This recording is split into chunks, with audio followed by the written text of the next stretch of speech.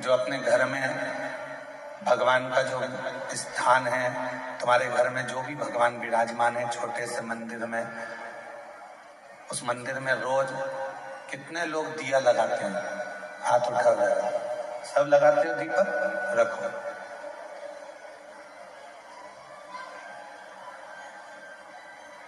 दीपक लगाने का मतलब क्या है?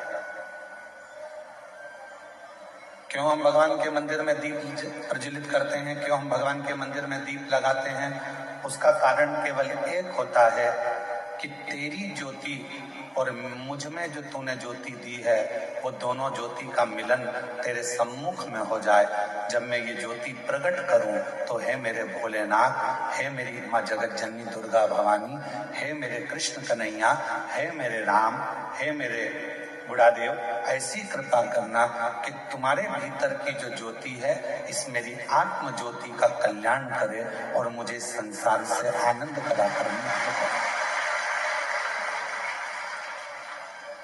दीप लगाना, दीप प्रकट करना, ज्योति जलाना, ज्योत जलाना या दिया लगाना, ये हमको एक अलग से ऊर्जा देता है। ऊर्जा देता है। एक बार हमने कथा में कहा था, आप लोगों को याद है कि नहीं वो पता नहीं, और मुझे विश्वास है कि कुछ लोगों को तो याद होगा। एक बार हमने कथा में कहा था कि तुम्हारे घर में जो पुराना दीपक होता है वो बहुत काम का होता है। जो पुराना दीपक, 50 तरह के दिए मत बदलो। तुम्हारे घर में जो दीपक है, 2 दिए, 4 दिए, 6 दिए ऐसे रख लो, जिन दिए में आप बत्ती लगाते रहें। कभी इस दिए को अपने साफ करने रख दिया, मांजने रख दिया, घसने रख दिया, तो दूसरे दिए में बत्ती लगा दो, दूसरा मांजने गया तो तीसरे में लगा। उस दीपक में इतना बल हो जाता है, क्यों? क्योंकि वो भगवान के सामने रोज प्रज्वलित होता है, रोज वो दीपक में बाती जलती है, रोज वो दीप लगता है, तो उस दीपक में इतना बल आ जाता है कि तुम्हारी जिंदगी के आधे दुख तो वो दीपक ही हर लेता है, वो दीप की ज्योति ही समाप्त करता है। वो दीपक में इतना बल आ जाता है। हमने कई बार अपनी कथाओं में भी कहा, कोई दीपक अगर भगवान को आप रोज लगा रहे हो, रोज लगा रहे हो, रोज लगा रहे हो, तुम्हारे घर में कोई बहुत बीमार भी व्यक्ति है और दीपक आप उसको मांजने में लेकर जा रहे हो, तो उसको एक अच्छे पानी में थोड़ा सा डाल दो, उसका पानी अलग रख लो, फिर भले आप दीपक को मांजो, मना नहीं है, साफ करो, मना नहीं है। और जो वो पानी है, उस पानी को जब वो बीमार व्यक्ति स्नान करे तो उसकी बाल्टी में उस पानी को डाल दो, जिससे वो उस पानी से जब स्नान करेगा तो उसका आधे से ज्यादा रोग तो उसी समय समाप्त हो। डॉक्टर को इलाज करवाओ, डॉक्टर को दिखाओ, क्योंकि डॉक्टर शिव का एक रूप रहता है। हॉस्पिटल जाओ, डॉक्टर शंकर का एक रूप है, उसको दिखाओ, मना नहीं, पर साथ उस दीप में इतना बल हो जाता है।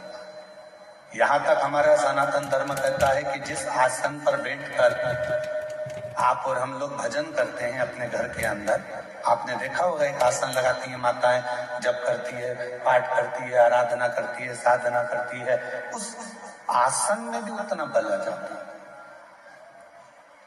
उस आसन में भी उतनी शक्ति आ जाती है। हम जिस माला से जप करते हैं, आप जिस माला से जप करती है, उस माला में भी शक्ति आ जाती है।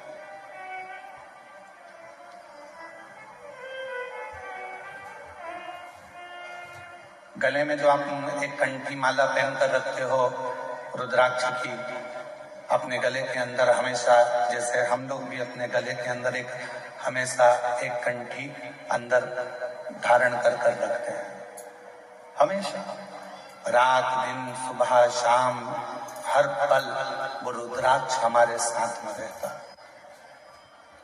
कई लोगों के मन में एक भाव उत्पन्न हो जाता है, हम गुरुजी हम हॉस्पिटल जा रहे हैं तो क्या रुद्राक्ष उतार कर जाएं?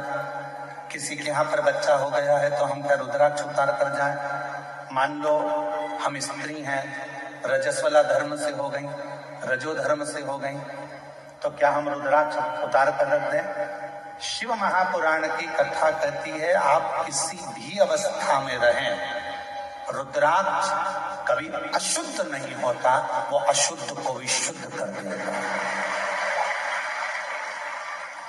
क्या स्त्री रुद्राक्ष पहन सकती है? जरूर। क्या कोई लड़की रुद्राक्ष पहन सकती है? जरूर। क्या कोई बच्चा रुद्राक्ष पहन सकता है? जरूर। क्या कोई बूढ़ा बुजुर्ग रुद्राक्ष? सब धारण कर।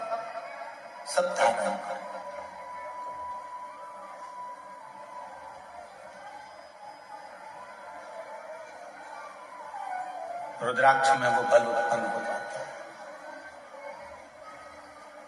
लोग सोचते हैं कि हम अशुद्ध हैं, हम हॉस्पिटल चले गए हैं, हम उस बच्चे को देखने चले गए हैं, हम अशुद्ध हो गए। ना ना ना, रुद्राक्ष आपको हर पल शुद्ध करता है, हर पल शुद्ध करता है। जैसे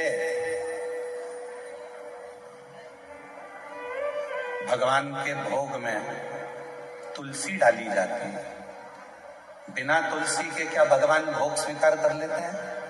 जम के बोलो, नहीं करते। भगवान को अगर भोग स्वीकार कराना है तो भगवान के भोग में तुलसी डालते हैं। भगवान के भोग में हम प्रसाद में तुलसा जल डाल देते हैं, जिससे भगवान उसको स्वीकार कर लेते हैं। उसी तरह भगवान भी, जिसके गले में रुद्राक्ष है और जिसके गले में तुलसी की माला है, भगवान भी देख लेता है कि मुझे इसको स्वीकार करना है, ये मेरा अपना है, इसको मुझे स्वीकार करना है, ये मेरा अपना है।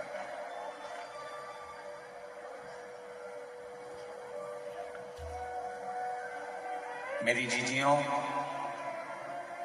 मेरे जीजाओं, मेरी बेटियों, बेटाओं, मेरी माताओं, मेरे बुजुर्ग माता पिता तुल्य आप सब विराजमान हो। मैं निवेदन करूं आप सबसे, भव सागर बहुत गहरा है, संसार सागर बहुत गहरा है। इस पूरे संसार सागर में आज के समय में किसी को समझना बहुत कठिन।